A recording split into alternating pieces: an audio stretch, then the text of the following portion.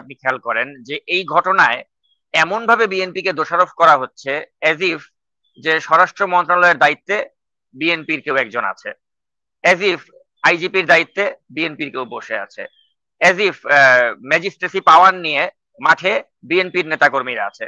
তা তো না। ম্যাজিস্ট্রেসি পাওয়ার নিয়ে মাঠে কে আছে? আছে সেনাবাহিনী। স্বরাষ্ট্র মন্ত্রণালয়ের দায়িত্বে কে আছেন? আছেন জাহাঙ্গীর সাহেব, যিনি বিএনপির রাজনীতির সাথে জড়িত নন। আইজিপির দায়িত্বে কে আছে? আইজিপির দায়িত্বে যিনি আছেন বাহারুল আলম, তিনি একজন জামায়াতে ইসলামের একনিষ্ঠ সমর্থক, এটা সকলেই জানে, এটা ওপেন সিক্রেট। তো আমার কথা হচ্ছে, আইজিপি জামায়াতে ইসলামের লোক, জাহাঙ্গীর আলম তিনি কোনো বিএনপির সাথে জড়িত নন, সেনাবাহিনী তারাও কোনো দল করে না, তারা ম্যাজিস্ট্রেসি পাওয়ার নিয়ে মাঠে আছে। তো এতগুলো ফোর্স থাকার পরেও এবং তাদের পারস্পরিক নিজস্ব চিন্তা চেতনা থাকার পরেও এই ঘটনাগুলো রোধ করতে তারা কেন এতদিন, মানে এই যে 11 মাস পার হয়ে গেল, কোনো ভূমিকা নিচ্ছে না কেন? এবং এই দ্বারা কেন বিএনপি কে নিতে হচ্ছে? যে আইন শৃঙ্খলার অবনতি, এটার দায়ও বিএনপি কে নিতে হচ্ছে, অথচ এখানে ম্যাজিস্ট্রেসি পাওয়ার নিয়ে আছে সেনাবাহিনী। আর এমনই একজন অপদার্থ অযোগ্য লোককে স্বরাষ্ট্র উপদেষ্টা করা হয়েছে, যিনি 11 মাস হয়ে গেল এখনো পর্যন্ত পুলিশ বাহিনীর মধ্যে একটা শৃঙ্খলা আনতে পারেননি, আইন শৃঙ্খলা পরিস্থিতির ন্যূনতম উন্নতি করতে পারেননি, অথচ তাকে এখনো বহাল তবিয়তে এই স্বরাষ্ট্র মন্ত্রণালয়ের দায়িত্বে রাখা হয়েছে। এখন আমার কথা হচ্ছে, এই যে তাদের যে সামগ্রিক ব্যর্থতা, এই ব্যর্থতাকে ঢাকতেই কি তাহলে বিএনপির উপরে ব্লেম দেওয়া হচ্ছে? আচ্ছা, আমি এই এই যে একই কথাই আসছে, আসলে কথা প্রসঙ্গে ব্লেম গেমটাই চলে আসে।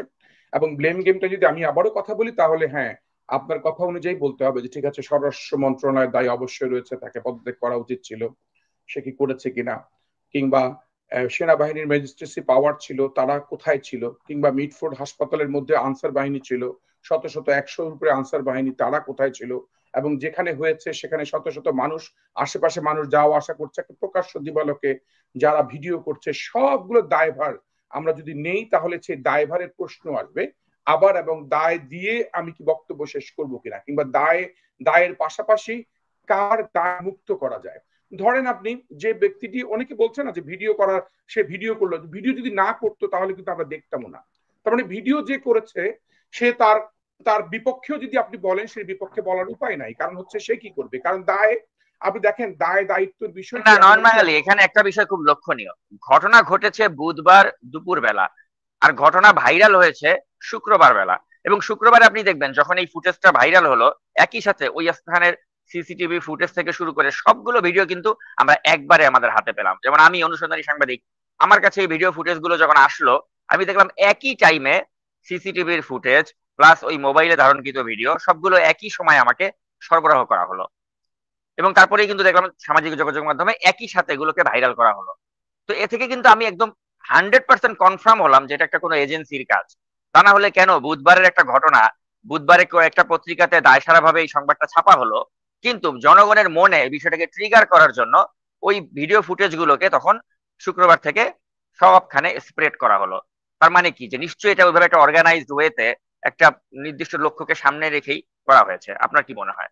হ্যাঁ, বিষয়টা ইভেন্ট হচ্ছে দুইটা, একটা হচ্ছে মানে মানে যে সময় ঘটনাটা ঘটেছে ইনসিডেন্ট, এবং আফটার দ্য ইভেন্ট। তার মানে আফটার দ্য ইভেন্ট যদি আপনি কনস্পিরেসির কথা বলেন, সেটি আমি মানি, আফটার দ্য ইভেন্ট। কিন্তু ইভেন্টটাকে যদি আপনি কনস্পিরেসি ধরেন, তাহলে কি হবে, আপনি এগুলোকে অনেককে বাঁচানোর চেষ্টা করা হবে, মানে বাঁচানোর চেষ্টা করা হবে, তখন ইভেন্টের পরের ঘটনা এই প্রচার করা, আপনার কাছে পাঠানো, ভাইরাল করা, কিংবা কোনো একটা দলের বিরুদ্ধে মিছিলের জন্য প্রস্তুতি নেওয়া, কোনো দলকে ছোট করা, কোনো দলকে ইঙ্গিত করে পুরো বিষয়টাকে উপস্থাপন করা, এই সব বিষয়গুলো হচ্ছে ষড়যন্ত্রের অংশ।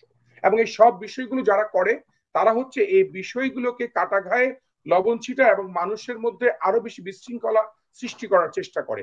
এবং অবশ্যই সবাই, প্রত্যেকটি মানুষ মানসিক ভাবে তারা ভেঙে পড়েছে, যারাই দেখেছে যারাই শুনেছে তারা সবাই ভেঙে পড়েছে। আমার সাথে যত মানুষের কথা হয়েছে দেশে বিদেশে, তারা বলল ভাই আপনি রাজনীতি করা ছেড়ে দেন।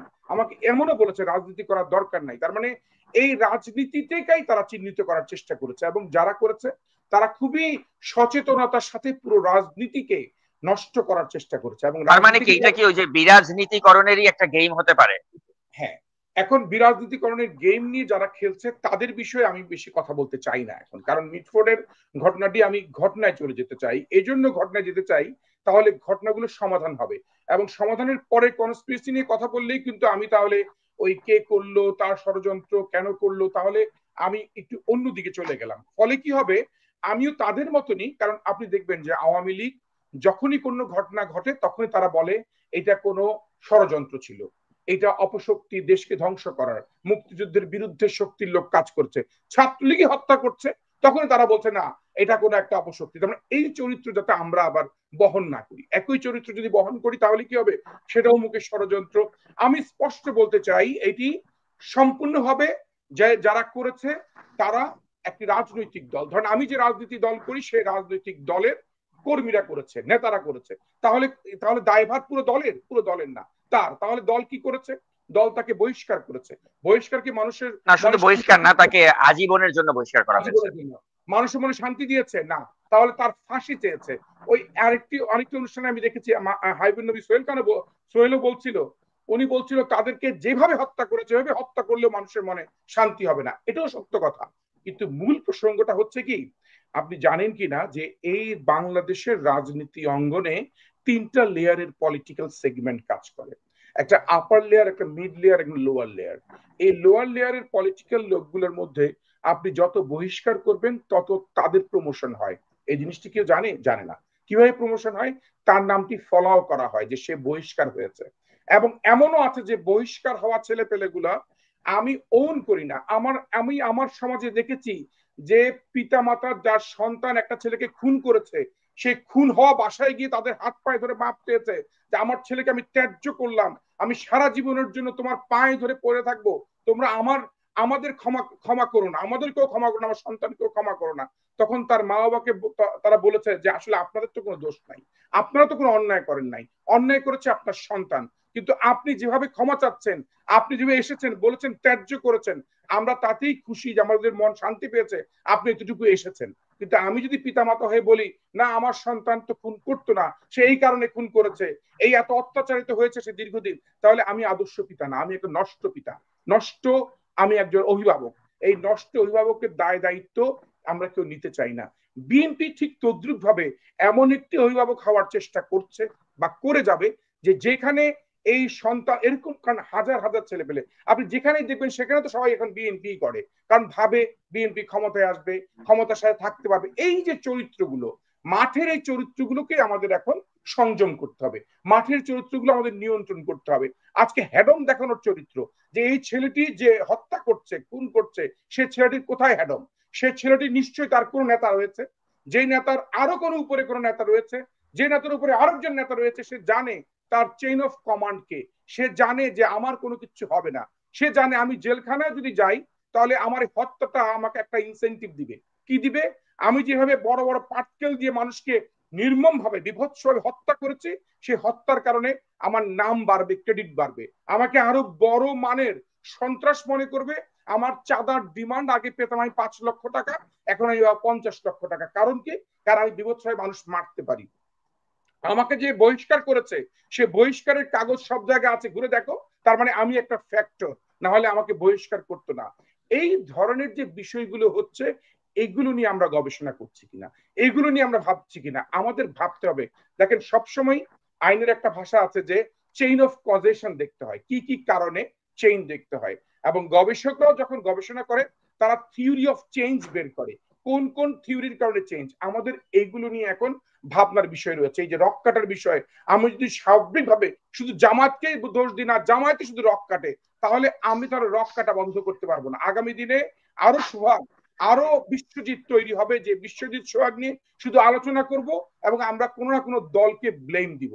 এখন আসি আপনার কথায়, তাহলে ষড়যন্ত্র, তাহলে ষড়যন্ত্র যারা করে তাদের চরিত্র এবং তাদের উদ্দেশ্যটা কি? তাদের উদ্দেশ্যটা কি? এর উদ্দেশ্য হচ্ছে এই ধরনের ঘটনা যাতে প্রায় হয়, এবং এই ধরনের ঘটনা ঘটলে তারা যে সুযোগগুলো নিতে পারে, এই ব্লেম গেম করে দেশের মধ্যে একটা অরাজকতা সৃষ্টি করে এবং দেশটাকে ভিন্ন খাতে প্রবাহিত করে উন্নয়নের ধারা নষ্ট করা এবং দেশটাকে অন্য খাতে প্রবাহিত করা যায়, এমনকি পারলে নির্বাচনে বানচাল করা যায়, তাহলে তাদের এই চরিত্রগুলো উন্মোচন করতে হবে। তাহলে আমরা তিনটা লেয়ারে তিনটা বিষয় আমরা ভাবতে পারি। তাহলে এক ধরনের ষড়যন্ত্রকারীদের বিষয়ে আমরা চিন্তা করতে পারি, এই ষড়যন্ত্রকারী কারা, তাদের মুখোশ উন্মোচন করতে হবে। দ্বিতীয় হচ্ছে আমরা বাংলাদেশের রাজনীতির যে অবস্থান, সে রাজনীতি হ্যাডম নেওয়া রাজনীতি, শুধু নিচের লেভেলে বহিষ্কার আমরা করব না, আমরা সর্বোচ্চ শীর্ষ পর্যায়ে যে সকল বড় বড় নেতাদের আশীর্বাদ নিয়ে এরা নিচের মাঠ পর্যন্ত রাজনীতি করার সুযোগ পায়, তাদেরকে বহিষ্কার করার কথা আমরা চিন্তা করতে পারি, এবং সেই বহিষ্কার দৃষ্টান্ত হয়ে দাঁড়াবে। হ্যাঁ, আমরা এই গ্রামের একটি ছেলে আজকে হত্যা করেছে, ওর একটা ছেলে হত্যা করেছে, বিএনপির কোন কেন্দ্রীয় কমিটির যুগ্ম মহাসচিব বহিষ্কার হয়ে গেছে, তখন ঘটনা ঘটবে, সারা বাংলাদেশ চিন্তায় পড়ে যাবে। তাহলে কেন এত ধরনের বড় ধরনের একটি পরিকল্পনা করেছে? মানুষের মনে একটা বড় ধরনের তৃপ্তি তৈরি হবে, শান্তি তৈরি হবে। পাশাপাশি থার্ড যে লেয়ারের কথাটি আমি বলছি, সেটি হচ্ছে এই সামগ্রিক প্রশাসনের যে অবস্থা, দায় দায়িত্ব না নেয়া, দায় দায়িত্ব না নিয়ে দায়সারা ভাবে দেশটাকে চালানো। কারণ বাবা যে না, এখন তো এই সরকার তো দীর্ঘস্থায়ী হবে না, সে এটা ভেবে সে এখন এই সরকারের পারপাস সার্ভ করছে না, কিংবা সে ভাবছে না এখন এই সরকার না থাকলেও আগামী দিনে যে সরকার আছে তাদের নেতাদের সাথে আমি যোগাযোগ রাখছি, তারা যে কোনো কাজই করতে পারে। আর বিভিন্ন থানার ওসিরা এরা এখনো বড় বড় নেতাদের সাথে তদবির শুরু করে দিয়েছে যে সে এই থানায় থাকতে পারবে কিনা, আগামীতে ক্ষমতায় গেলে কোন থানায় থাকতে পারবে, কোথায় যেতে পারবে। এ ধরনের বিষয়গুলো একদম প্রকাশ্যে বলে দেওয়া উচিত। সেটি যদি আমার দলের, আমি যে দলের রাজনীতি করি সে দলের রাজনীতির যদি ক্ষতি হয়, কিন্তু দেশের স্বার্থে এগুলো মোড়ক উন্মোচন করা উচিত, এগুলো সম্পূর্ণ মানুষের সামনে খোলাসা করা উচিত। এই মানুষগুলো অপরাধ করছে, এই মানুষগুলোর অপরাধের কারণে, এই মানসিক চরিত্রের কারণে আমরা ক্ষতিগ্রস্ত হচ্ছি, দ্বিধাগ্রস্ত হচ্ছি, এবং দেশে এ ধরনের অমানবিক চরিত্রের মানুষ, পাশবিক নির্যাতন করা মানুষ, হত্যা করা মানুষ, এই মানুষগুলোর আবির্ভাব তৈরি হচ্ছে। আমরা অনেক দৃশ্যই তো দেখি না, আজকে এই ভিডিও ফুটেজ আজকে ভাইরাল হয়েছে বলে দেখেছি, আমরা অনেক ঘটনাই ঘটে যেগুলো ভাইরাল হয় না, অনেক ঘটনায় অনেক চাঁদাবাজির ঘটনা ঘটে সেগুলো ভাইরাল হয় না। কিন্তু আমরা সবাই মিলে কি করি, চাঁদাবাজি কোথায় করলেই আমরা বলি সেই বিএনপির লোকটা চাঁদাবাজি করে। ভাই আপনি বলেন না কেন এটি বাংলাদেশে একটি লোক চাঁদাবাজি করেছে, একটি মিরপুরের একটি লোক চাঁদাবাজি করেছে, মোহাম্মদপুরে একটি মানুষ চাঁদাবাজি করেছে, তাহলে তো আপনি সমাধান করতে পারবেন। আপনি যদি সাথে সাথেই একটা লোককে ট্যাগ লাগিয়ে দেন, ভাই সবাই লোকজন তো যার যার স্বার্থে যার যার ধান্দা ফিকিরে বিভিন্ন জায়গায় করে, সবকিছু দেখার দায়িত্ব, সবকিছু দেখার দায়িত্ব তো সমগ্র সবার আমাদের। এবং আমরা যদি নিজের মতো করে দেশটাকে না ভাবি, ততক্ষণ পর্যন্ত ফ্যাসিস্টরা আবার আসবে। এবং এই সকল নৃত্য আমরা দেখেছি 16-17 বছর দেখে আসছি, এই লাশের উপরে নাচ, আমরা এই দৃশ্য দেখেছি। আমরা আগের এই কথাগুলো বলে আমরা আমাদের এই দৃশ্য, এই নৃত্যকে আমরা জায়েজ করতে পারবো না। আমরা দেখেছি, আমরা সেই বন্ধ করার জন্যই তো 5ই আগস্ট এসেছে, বন্ধ করার জন্যই তো জুলাই বিপ্লবটা হয়েছে, এবং সেই বন্ধ করার জন্যই তো এতগুলো মানুষ আত্মহুতি দিয়েছে। ফলে আমি যেটি নাজমুস সাকিব বলতে চাই আপনাকে, যে মিটফোর্ডের এই বিভৎসতা আমরা একদিকে ষড়যন্ত্র হিসেবে নিলাম, যেটা ঘটনার পরে বা ঘটনার পূর্বে কোনো না কোনো ব্যক্তির হেডম দেখানোর ঘটনাই হচ্ছে মূল কারণ। এবং এই সকল হেডম ঘটনা প্রভাব বিস্তার করা আধিপত্যের রাজনীতি, এই আধিপত্য প্রভাব বিস্তারের রাজনীতি থেকে দূরে না আসলে এই মিটফোর্ডের ঘটনা পুনরাবৃত্তি আবারও হবে। আপনি আবারও কয়েকদিন পরে আরেকটি ব্যক্তির ঘটনা নিয়ে আসবেন আপনি এই অনুষ্ঠানে, যে এই ঘটনাটা মৃত্যুটি হলো, কেন হলো।